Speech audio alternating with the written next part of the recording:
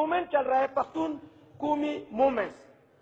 ان کا احتجاج جلسہ ہو رہا تھا، ایک جمہوری حق ہے ان کا جلسہ کرنا، اپنی آواز کو اٹھانا، اور وہ یہ پختون قومی موومنٹ بنا بھی اسی اصلاحات کی وجہ سے۔ اگر اصلاحات آپ بر وقت کر لیتے تو شاید یہ پختون قومی موومنٹ نہ بنتا۔ یہ پختون قومی موومنٹ بلوچستان گیا تھا اور بلوچستان میں ان کو بہت ویلکم کرایا گیا۔ ہمارے پختونوں کا، مسلمانوں کا کلچر ہے کہ اب باہر سے کوئی آ جائے تو اس کو ہم ویلکم کہتے ہیں، اس کے ساتھ دیتے ہیں، اس کا کوئی بھی حق کی بات ہو تو ہم اس کی حق کی آواز کے لیے ساتھ کھڑے ہو جاتے، اگر اس کے اوپر ظلم ہو رہا تو ظلم کے لیے، ظلم کو رکوانے کے لیے ساتھ دیتے۔ ابھی جب یہ وہاں گئے،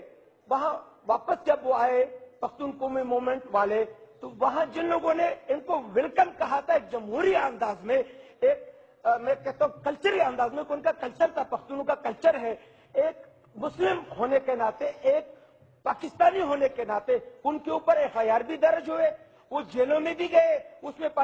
سیٹنگ پارلیمنٹیرین بھی ہے، ایکس پارلیمنٹیرین بھی ہے۔ ہم نہ اس کی مذمت کرتے ہیں، ہم یہ کہتے ہیں کہ یہ آواز دبے گا نہیں، جتنا دباؤ گے اتنا یہ آواز اٹھے گا، جتنا آپ اس آواز کو دباؤ گے اتنا اس کی نقصان اس ملک کو پہنچے گا، جتنا آپ اس آواز کو نقصان پہنچانے کی کوشش کریں گے، یہ آواز صرف پختونوں کے علاقے میں نہیں ہوگا، یہ آواز لاہور سے بھی اٹھے گا، یہ آواز کراچی سے بھی اٹھے گا، یہ آواز یہاں براکو سے بھی اٹھے گا، یہ آواز ترناول سے بھی اٹھے گا، یہ آواز 272 حلقوں میں اٹھے گا، 272 حلقوں میں پختون اٹھے گئے، ہر پختون نکلے گا، ہر پختون کہے گا کہ ہمارے ساتھ ظلم ہو رہا ہے، ہمارے ساتھ ظلم ہوا، ہمیں وہی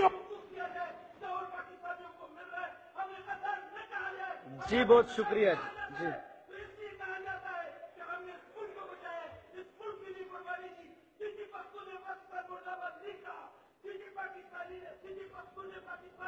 جی ٹھیک ہے، آپ کا پوائنٹ آ گیا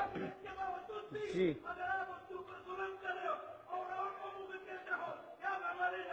جی مائک کھولیں۔ کہتے ہو کہ آپ دہشت گرد ہو تو یہ دہشت گردی پورے ملک میں ہوگا، اور ہم میں یہ دعویٰ کرتا یہ ہوں نہیں ہو سکتا کہ دہشت خدا گردی۔ خدا نہ خواستہ ابھی تو صرف پختون قومی موومنٹ بنا ہے، اس قسم کی تنظیمیں نہ بنے جس کو ہم پر قابو نہ کر سکیں۔